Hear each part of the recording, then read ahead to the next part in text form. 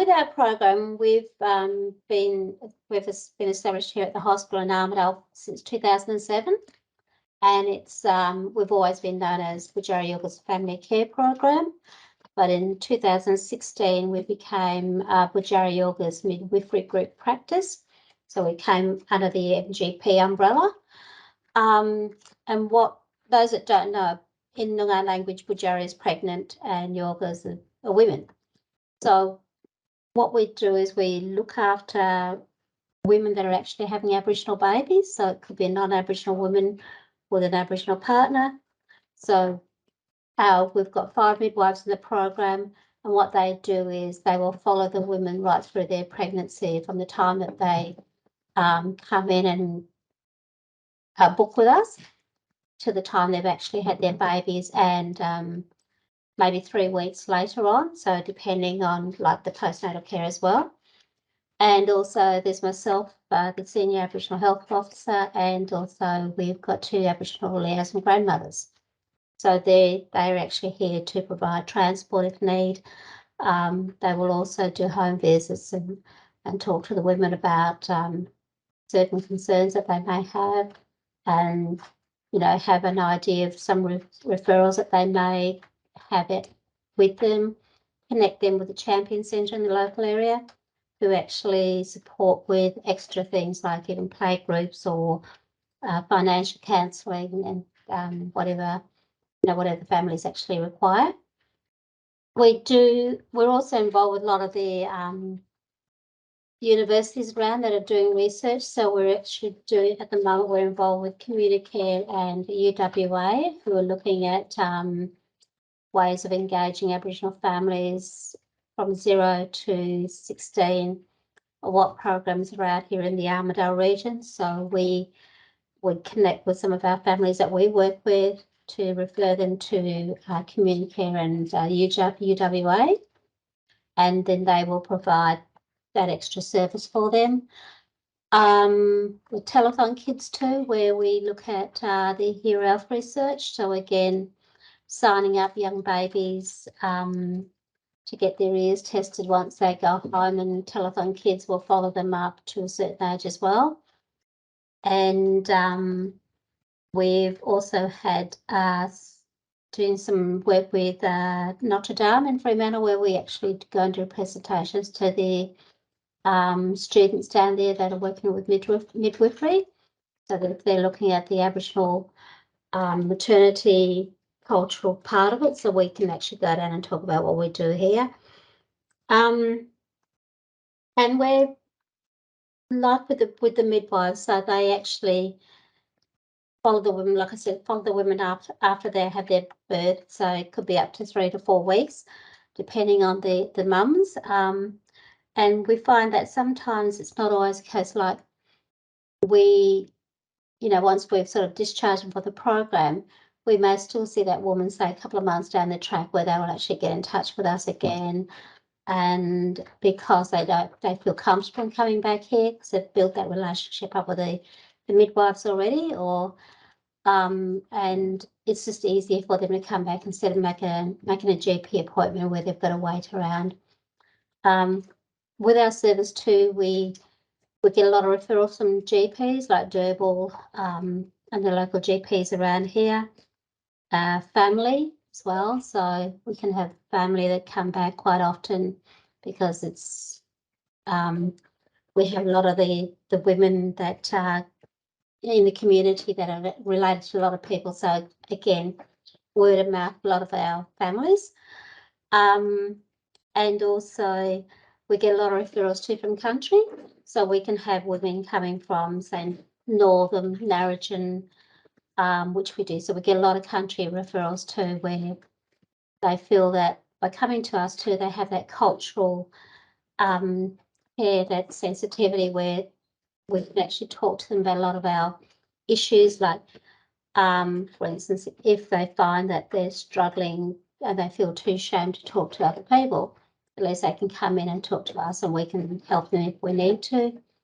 And then by building that relationship up with the midwives, it's good for them too, because they find that if they've had babies previously here at Armidale, they will ask for the same midwife. And so they've actually rebuilt that relationship up with our midwives. And again, to like with the Champion Centre too, by us setting up programs in the community for our mums to engage. We've also just now, there's a group here, like the men's group, it's called Mum and My. So we're engaging with some of our families, with our young dads, and to support them and guide them through some of the things like, you know, being a good dad, or just that role model on how to engage with some of our young children that are struggling at school and things.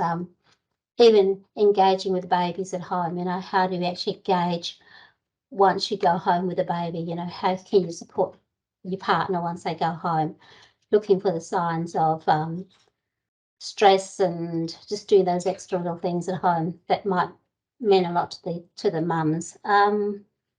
We also provide equipment, like if they're struggling to get some things like baby formula, nappies and wipes and things like that. We get a lot of donations too from different places in the community where they actually provide that stuff for us. So that's a good thing too, because like with everything, it's just so expensive to buy things.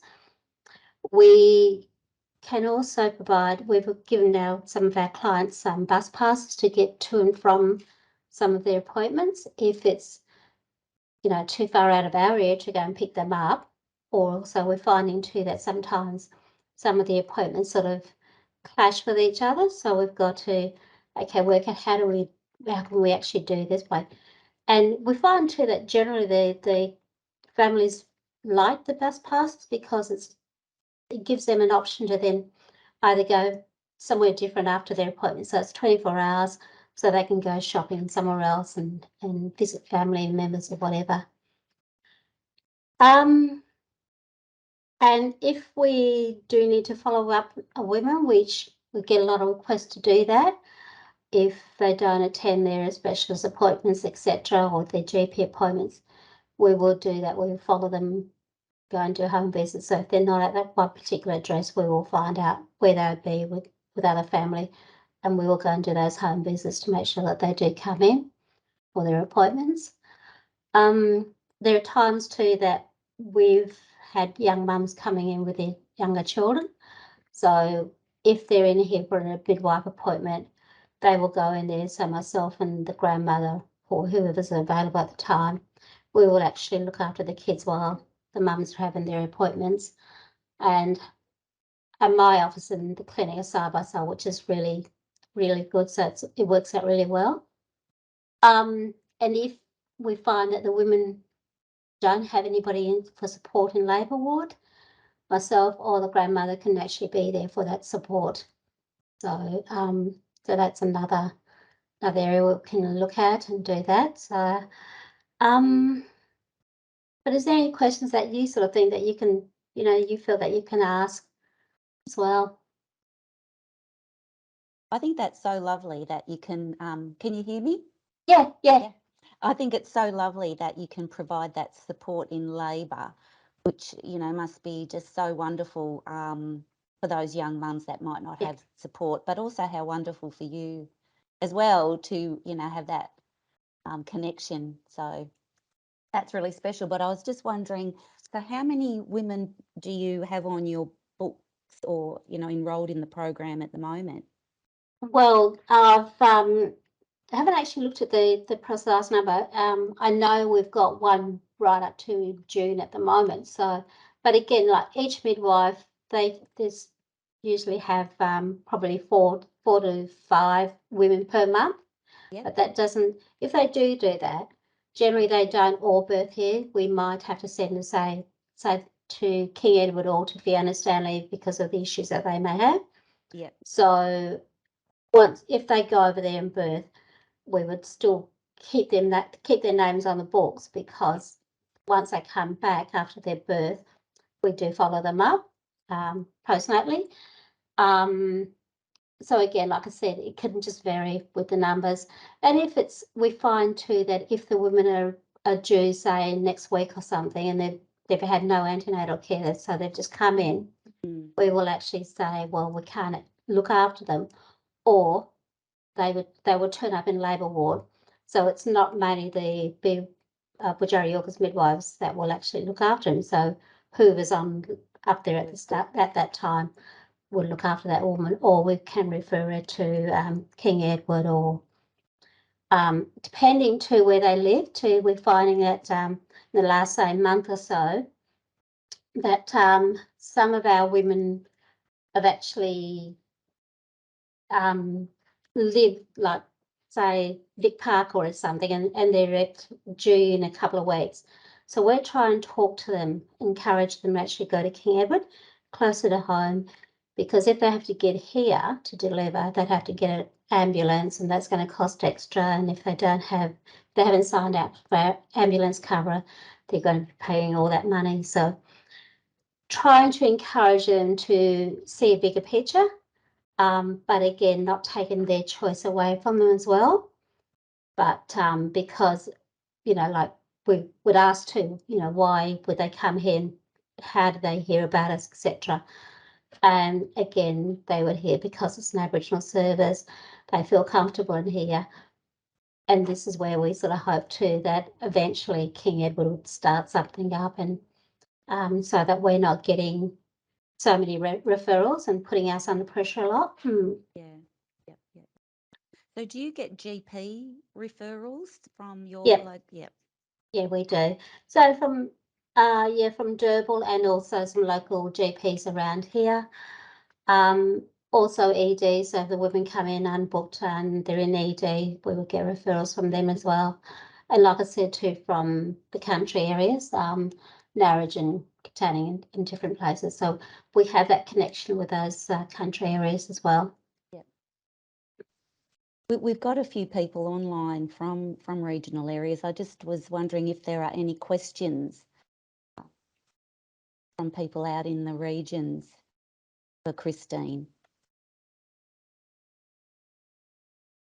Yeah, hi Christine, it's Ian from Spinifex Health in Chiltern.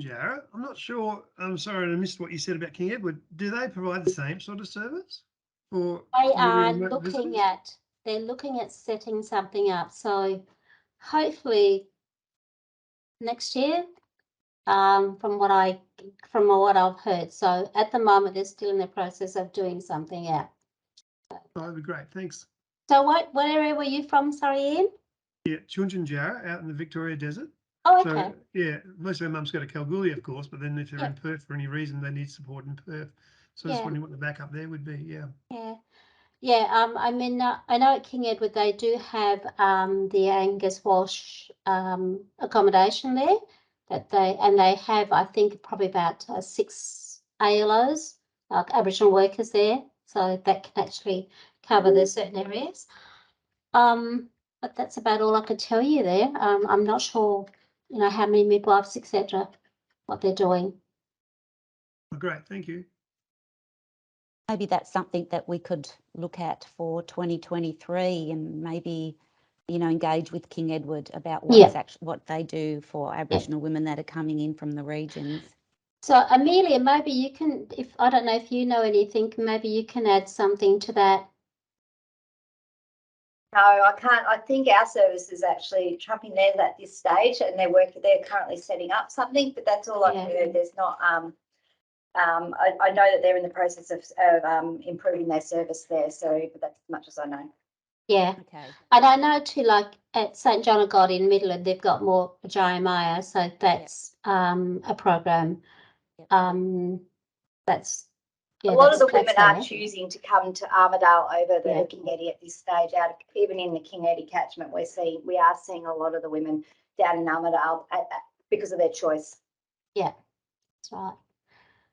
And how long has the Boodjari Yorga's program been at Armidale?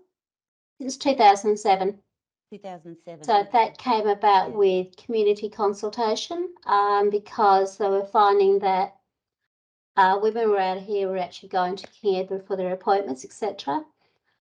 They were finding it very difficult because if they had young children at home, they couldn't just leave their kids at home and go to King Edward, or they had no transport, so that I'd had to get on the bus or train. And if they didn't know their way around King Edward or Perth at all, they missed their appointments. So they really pushed for something out here. And that started off as half a day a week with one of the midwives, and then the demand just got really great. So they just had to extend it. And so since 2007, it's been going. And you're like funded by the Department of Health, so that you get your funding. Yeah. So when I first started back in 2011, I came under the COAG funding. So that was only 3 years at that time with my funding and the grandmother's funding as well. But after those 3 years, the hospitals that employed our Aboriginal staff at that time, so it wasn't just armed, it was other hospitals as well. It was their decision whether to take up the funding for Aboriginal staff, and so I was pretty lucky, like that. The director at the time pushed that, they keep me on, and which was great. So I became permanent. So you've been there since the beginning. Yep. Yeah. Yeah. That's great. Yeah. So myself and one of the other midwives. So we've seen lots of changes, and Yeah. it's just grown so much. And we also get like requests, from the eastern states to do presentations and, or how we can support them and in some of their research as well.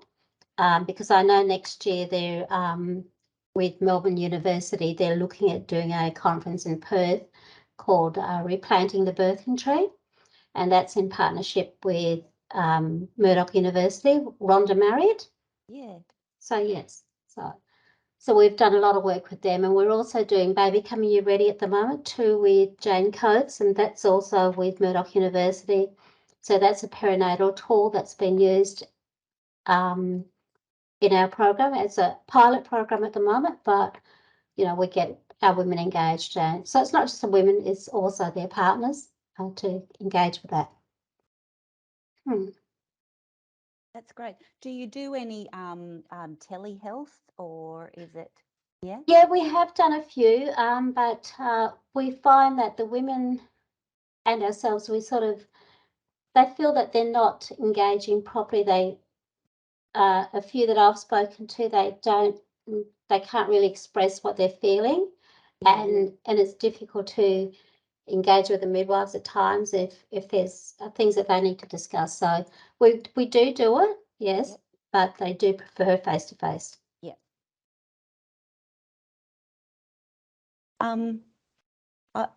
Was there any questions? Any more? I guess being working in sexual health, we do really try and build that awareness around syphilis and the importance of syphilis testing, and as you know, where the guidelines now state that women in the Perth catchment area have 3 tests for syphilis in pregnancy. So how is that going for the women that are coming to you? Are they sort of, do most of them present, fairly early in their pregnancies, or like what's your average sort of first presentation? Is that something you can answer, Amelia? Average gestation, their first presentation, it's improving as the service is more known and the women are seeking the help. So we find that we're doing great testing with the women of syphilis. The biggest issue we're having with the syphilis is the partners and getting them treated. And because we can't offer that service through through our maternity department, so we're having, we may treat the women, but we're not getting the partner treated. We're not getting them to the GPs, and we're really trying to somehow streamline that at the moment to work out how we can get them treated easier, I guess. So then, benefits the women, obviously. So that's where we're at the moment, trying to problem solve the treatment of the partners. But the syphilis management of the women in the scheme has been really good, and they're responding really well. Yeah. Yeah. Oh, that's good. So, like, is it something that could be looked at, that the partners could be treated in your program, or is that Yeah, we're just literally breaching that at the moment. Okay. We've brought up Chrissy's. I don't know if she's mentioned about Champion Lakes. Has got No, a, not yet. No. yeah, it's proposing a new clinic. We're hoping that we're going to be able to use that as an avenue. And when MGP, when BY Boodjari Yorga was first set up, as Chrissy has said, it was more of a family orientated. In about 2015, we turned into a midwifery group practice program where the structure of it changed significantly. So we're going to try. We literally talked about this last week, so it's a very fresh topic. And we're just trying to work out how we can incorporate into the service. And I think a really easy option is with Champion Lakes setup that's apparent maybe happening with the GP. But if not, we need to. I'm going to actually contact the Department of Health in the syphilis working party and see if there's any way they can do it, because come into this meeting. it's really difficult. Yeah. Oh, Because absolutely. that's One of the okay. most difficult areas of our roles working, in clinics and around sexual health is actually contact tracing and getting partners treated, because it's the reinfection rate that is, a real concern. So, okay. Well, like I said, Champion Centre in Armidale, they're actually proposing that, working with Durable, setting up a clinic 1 day a week at the Champion Centre where they'll have a doctor, a nurse, and also maybe a midwife from our program, and looking at issues like that, syphilis within the community, looking at immunisation, looking at other things that are relevant to a lot of our families around here. So once that proposal's up and running, it may not happen till early next year. We don't know. So they're still in the pipeline doing all that. So they've got spaces down there. They've actually got a room where they can set all that up as well. Yeah. And we can do a lot of our outreach out there as well, which we do now. Yeah. But we can actually set something up in the clinic down there. Yeah. I guess what makes the real difference there is that, the team at Boodjari Yorgas has built such great relationships with families, and it's been very obvious from what you've just said that people are wanting to, more people are wanting to engage with your program. So I guess it's all about trying to find the best way that would work. Yeah, and obviously funding and everything else that goes with it as well. Yeah. We've also That's been good. liaising with a lot of the local schools around here as well. Yeah. So again, working with some of our year 10s, 11 and 12 girls. Yep. Just about what our program's about, because again, with that family group, that networking, who's pregnant in the community, and also just an awareness of what pregnancy is about, so that these young women don't actually go out and get pregnant and then all of a sudden their life is just in a heap because they haven't actually gone out and sort of experienced the world, sort of thing, because all of a sudden they're just there as mothers and they struggle a bit. And we do have, we've heard of a lot of the young mums that are pregnant within the last year of school, and they do struggle. So they've actually come to us and approached us about, what can we do? How can we support them? So again, just think that going out and talking to them on what to prepare for.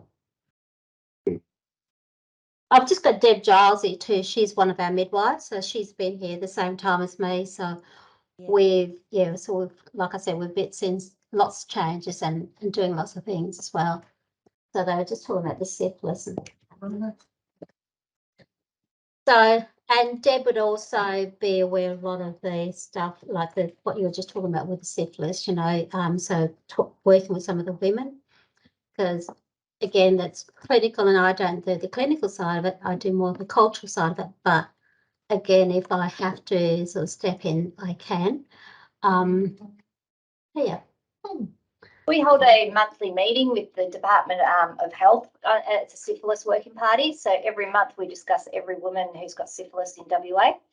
and the plans. And then we, there's a doctor who, I'm not sure if you guys are involved, but who gives us the neonatal care plan for them and everything. So it's really heavily monitored. So it's good. Yeah. Yeah, and like you said too, like what Amelia is saying too, with their partners, we do have that issue where we're working with the women, but it's the partners that we need to target as well. So hopefully with the clinic that the Champion Centre are, starting up, that we can, get to that and deal with those issues. But it is a big issue out here in Armidale, and I know that. Yeah. Okay. I think we've got. I'm not pointing you out, Brenda, but I can see that you're there. But sometimes in the regions, the maternity programs have like a good relationship with the population health units. And Brenda, who's just popped her face in there, she, works at population health in Kalgoorlie. So Brenda would be the follow-up person for anybody who has syphilis. And so how does it work in Kalgoorlie with you, Brenda? Thanks, Veronica, for spotlighting me. First of all, I must say that is such a commendable program, and to be running since 2007. Well done, ladies. None of us have probably seen those years in in success in any project that we've run.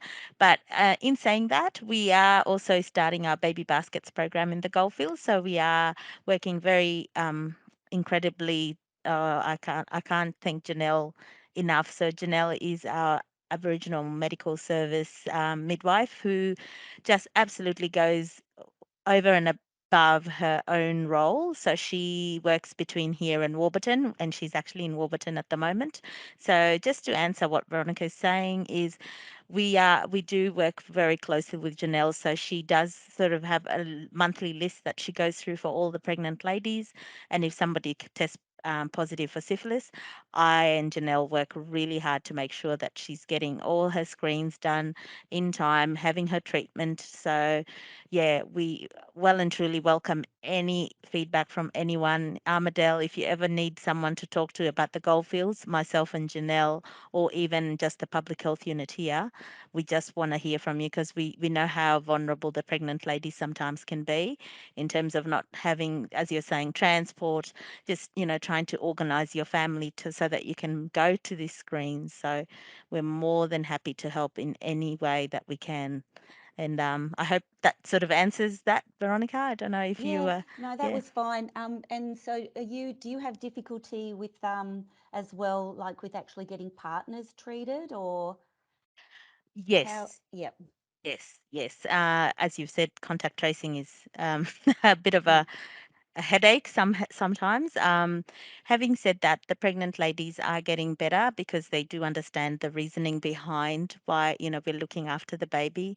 We're not trying to shame or blame anyone. So slowly, and because Janelle's got the rapport, we just absolutely do see, if not 99, at least closer to the 90 mark percent in contact tracing for the pregnant ladies. Not so much for the non-pregnant ladies, but for pregnant ladies, we are getting better.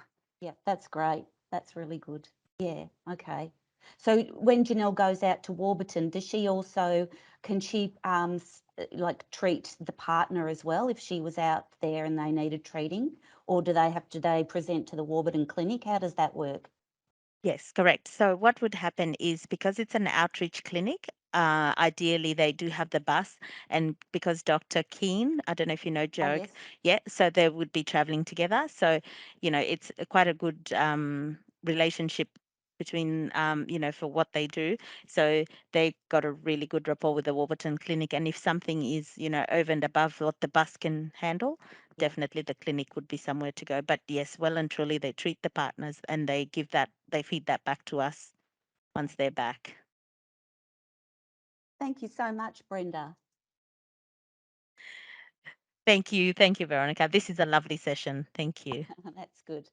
That's good. So can I just ask Veronica just a bit about what you guys do then? Yeah. So At Aqua? yeah. Oh, okay. So we're Aboriginal Health Council of WA. We're actually a non-clinical service, but we work closely with Aboriginal community-controlled health services throughout WA. Some of them which are our members. So we have 23 members.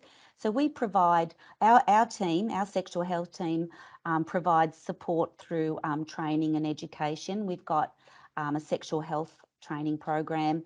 Katiska, who's online today, she has her and another new person, Rachel Corona, they deliver a young leaders program.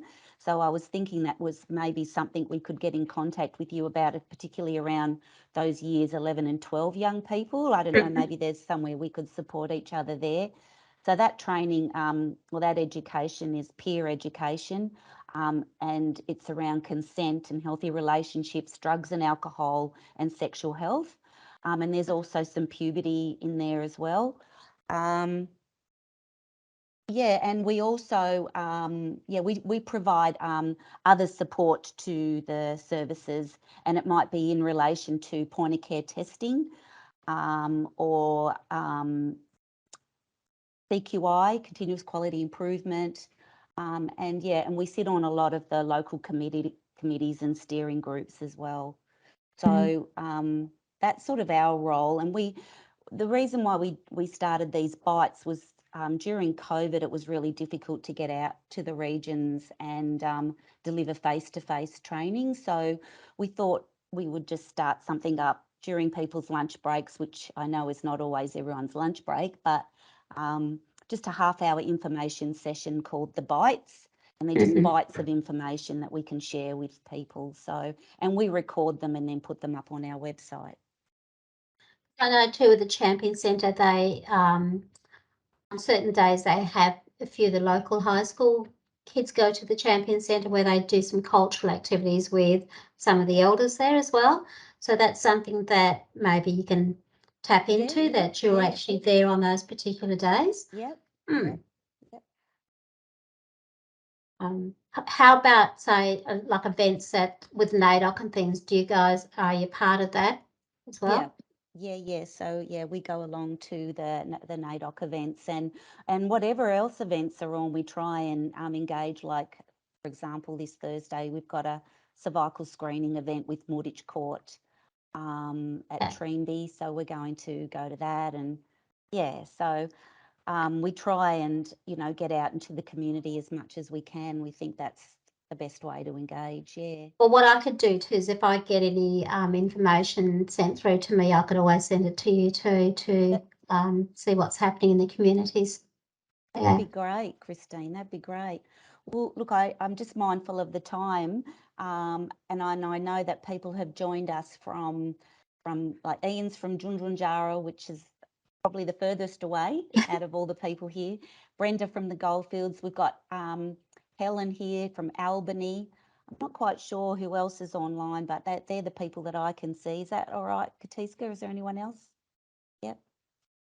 So thank you so much, Christine, for that presentation. It's really good just to hear about people's programs, and I think you guys are just doing such an amazing job with pregnant women, and to you, Christine, for actually still being there since the very beginning. Thank you so much for sharing with us. Yeah. Thanks very much for that. Okay. Thanks everyone. Thank you. Bye.